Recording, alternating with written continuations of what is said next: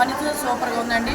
మన సంక్రాంతి నాటికి రోడ్లు ప్రతి ఊర్లకి వెళ్ళేటప్పుడు జనాలు ఏ సమస్య రాకుండా ఉండటానికి బాబు గారు రోడ్లు వేయించారండి.